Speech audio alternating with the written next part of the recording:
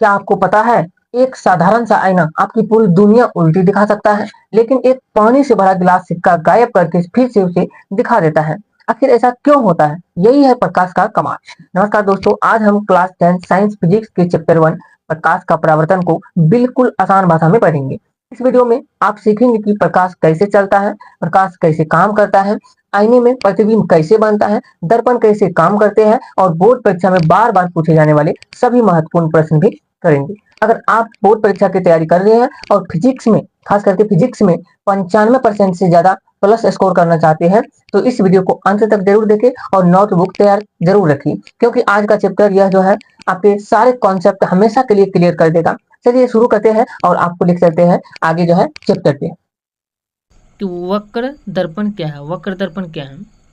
वक्र दर्पण का परिभाषा लिख सकते हैं, जिस दर्पण की परावर्तक सतह किसी गोले के भाग के रूप में वक्री होती है उसे वक्र दर्पण कहते हैं। और वक्र दर्पण दो प्रकार का होता है, एक अवतल दर्पण, एक उत्तल दर्पण।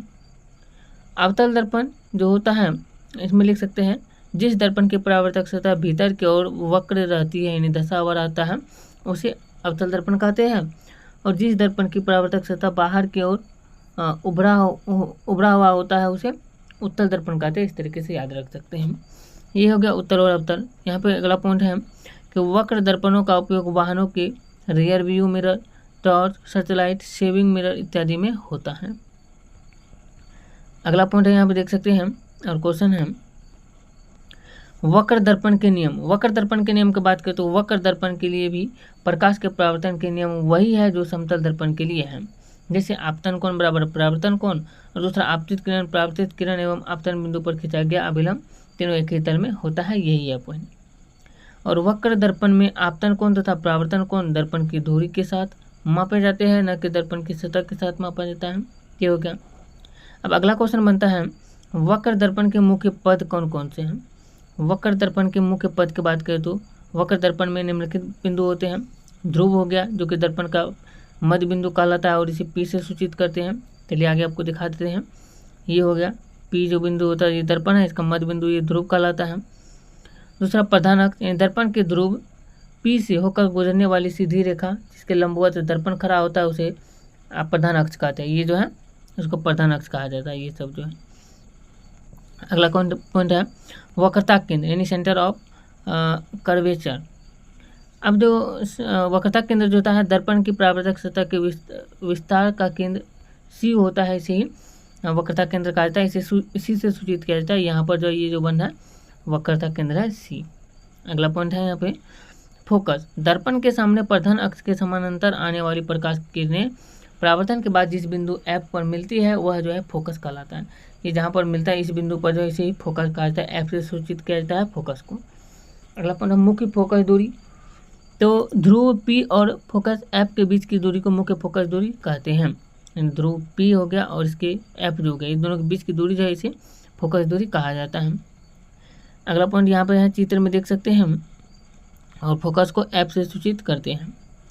अब यहाँ पे कुछ पॉइंट दिया गया है कि जब अवतल दर्पण में ध्रुव पी के सामने जो है और वक्रता केंद्र जो है पी के सामने रहता है तो मुख्य फोकस दूरी धनात्मक होती है और वक्रता त्रिज्या भी धनात्मक होती है। इसी तरीके से उत्तल दर्पण में ध्रुव के पास बात करें तो फोकस के पीछे और वक्रता केंद्र के पीछे जो है वहाँ पे यानी जो मुख्य फोकस दूरी जो होता है वो ऋणात्मक होता है और वक्रता त्रिज्या भी ऋणात्मक होता है।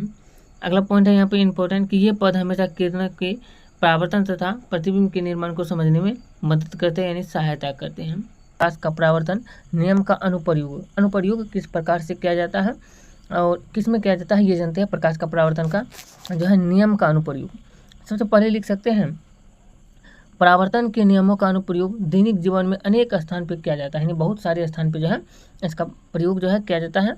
पहला बात करें तो हम शीशे में अपना प्रतिबिंब देखते हैं, वहाँ पर इसका प्रयोग किया जाता है प्रकाश का परावर्तन का। दूसरा है सड़क पर लगी रियर व्यू मिरर जिसे पिछला दर्पण कहा जाता है, इससे पीछे आने वाली वस्तुओं को देखते हैं, वहाँ पर प्रकाश के परावर्तन के नियमों का अनुप्रयोग करते हैं। तीसरा है टॉर्च, हेडलाइट, सर्चलाइट इत्यादि में परावर्तक दर्पण का उपयोग होता है यानी जो है परावर्तक दर्पण का उपयोग होता है। ये भी यहाँ पे प्रकाश का परावर्तन का जो है नियम का अनुप्रयोग यहाँ पे किया जाता है। आगे है चौथा बात करें तो सौर कुकर हो गया, और जिसे सोलर कुकर भी कहते हैं। और इसमें जो है अवतल दर्पण सूर्य के प्रकाश को एक बिंदु पर केंद्रित करता है और इस प्रकार से जो ये कार्य करता है। यहाँ भी प्रकाश का परावर्तन नियम का जो अनुप्रयोग किया जाता है। तो ये हो गया प्रकाश के परावर्तन नियम का अनुप्रयोग। अब हम लोग जानते हैं यहाँ पे पार्श्व परावर्तन किसको कहते हैं। बहुत ही इंपॉर्टेंट क्वेश्चन है इस चैप्टर का कि पार्श्व परावर्तन क्या है।